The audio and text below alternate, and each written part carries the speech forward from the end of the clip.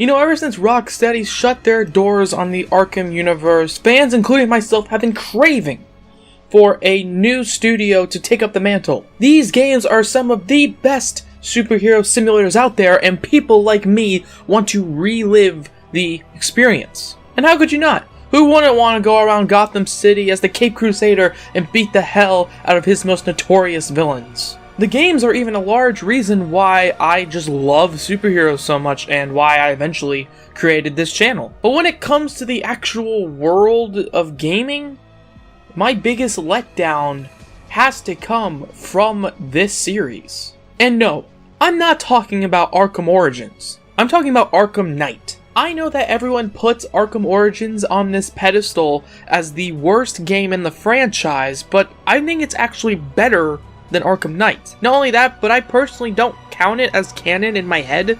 It definitely does feel like just an alternate story, almost like an amazing side mission. It doesn't really add to the main story of the Arkham games. And with so much hype around WB Montreal potentially making a new game to add to the series, like they did with Arkham Origins, I feel like I want to take a look at the Arkham games once again. Hey guys, my name is DJ, and today I want to talk about why Batman Arkham Knight is a horrible ending to the Arkham story.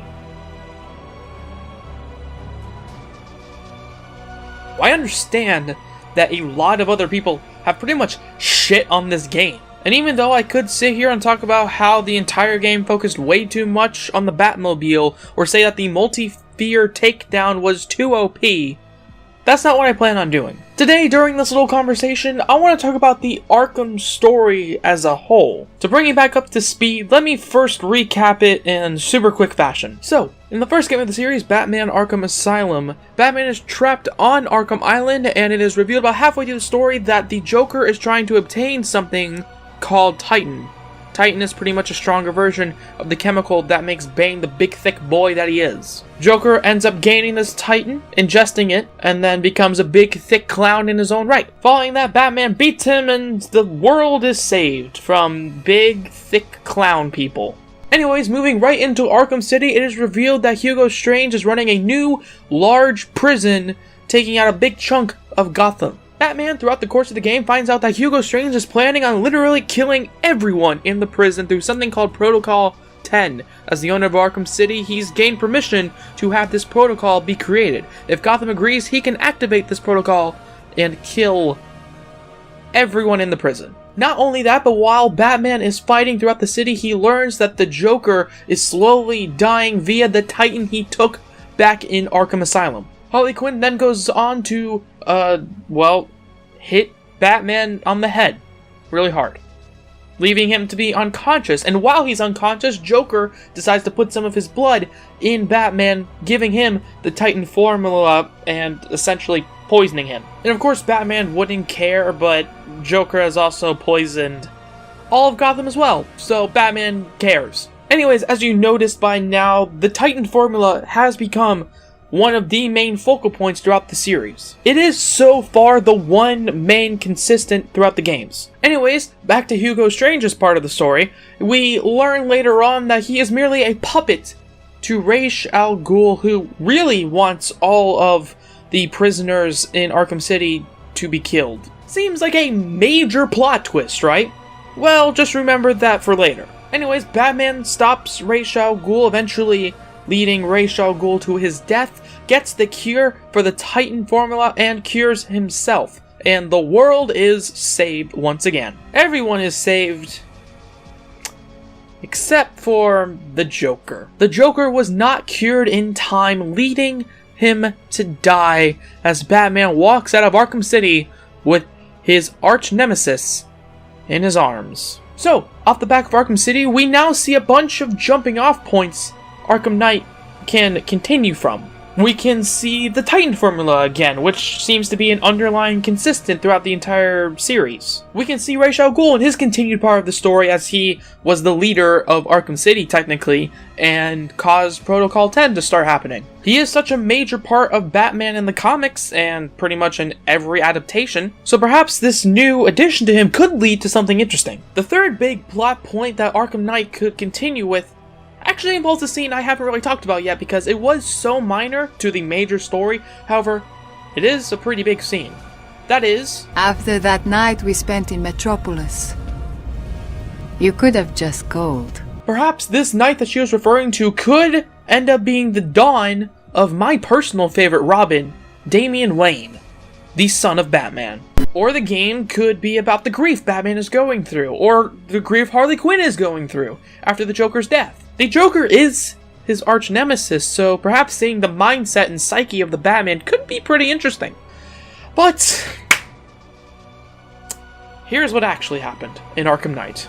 Arkham Knight stars a new character named, well, the Arkham Knight, and Scarecrow. They both want to kill Batman and poison Gotham because Scarecrow has a hard-on for poison gas and Arkham Knight hates the Batman. But why exactly does he hate Batman, you might be asking? Well, that's because he wanted Batman to kill the Joker. You know, the guy who's already dead. This is because Arkham Knight, surprise surprise, is actually Jason Todd, the guy who grows up to become Red Hood. Although in this universe, instead of the Joker killing Jason Todd, he actually just holds him hostage in the bowels under Arkham Asylum. Another part of the story involves the Joker's blood. Since Joker's blood was sent out to Gotham in Arkham City, some people weren't cured and Batman took them captive. This is so he can figure out a way to cure them while he holds them captive. Except, even though Joker sent out his blood to poison people with Titan, it turns out that his blood can just turn other people into the Joker. And that's what these guys are doing. Yup. Also, Batman is slowly turning into the Joker as well, even though he literally cured himself in the last game. Anyways, Batman saves the world. You know how it is. That's the story of Arkham Knight. Or at least a very quick retelling of it. Now, here's why I think Arkham Knight is a terrible ending to the Arkham franchise. Arkham Knight, the character, well, okay, first off, we're gonna differentiate the two. To make things simple, I'm gonna call the game Arkham Knight and the character of Arkham Knight Jason Todd. First off, Jason Todd is never mentioned at all in the previous games. At least, not as a part of the story. He is kind of mentioned as Easter eggs, but Easter eggs for Batman stuff are everywhere, so he's not really mentioned in terms of a major part of the story. So Jason is literally shoehorned into the story because the game needed a bad guy, and something tells me that Rocksteady didn't have enough trust in Scarecrow being the only major bad guy, along with the various side mission enemies. If there was really a plan for Jason Todd in the Arkham universe, and hell, if there was really a plan for him to be in the bowels of Arkham Asylum, then why not mention that in the game where Batman is stuck in Arkham Asylum? Some sort of foreshadowing that proves that Jason Todd was meant to be there all along. But no, because he was never meant to be in the story at all. So they literally just shoved him in the story because, I don't know, I guess they needed the name Arkham in the title, and they were like, oh, Arkham Knight sounds cool. I don't know. That's the best thing I could come up with. But fine, how about we talk about someone they actually did introduce in the previous games? Let's talk about Ra's al Ghul. So, I want to ask you, how do you think they dealt with this major plot point in their best-selling game, Arkham City? The one who literally set in motion all of the previous events in their highest-rated game, Arkham City. Well, I sure as hell wasn't thinking, let's put him as a DLC side mission. Yes, you heard me correctly. He wasn't even a part of the base game. Hell, he's barely a part of his own DLC story. It's literally pretty much only about the rest of his family, not even really about him. And we didn't even get a payoff to that Metropolis line like I mentioned earlier.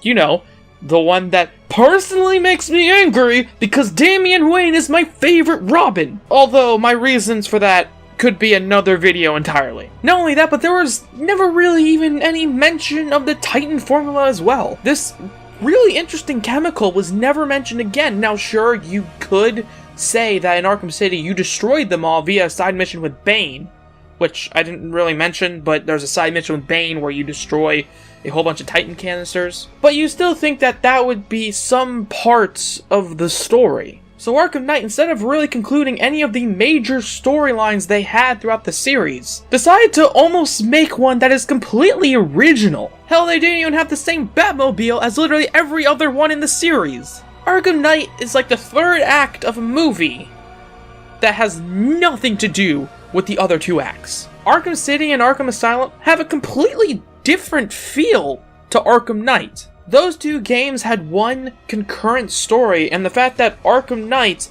is like shoving its way into Arkham City and Arkham Asylum by creating new plot points that they didn't really need to create is just unnecessary. So yeah, Batman Arkham Knight is absolutely a terrible ending to this otherwise amazing story being told in all the other Arkham titles. Anyways, that's gonna have to be the end of this video here. Did you guys like it?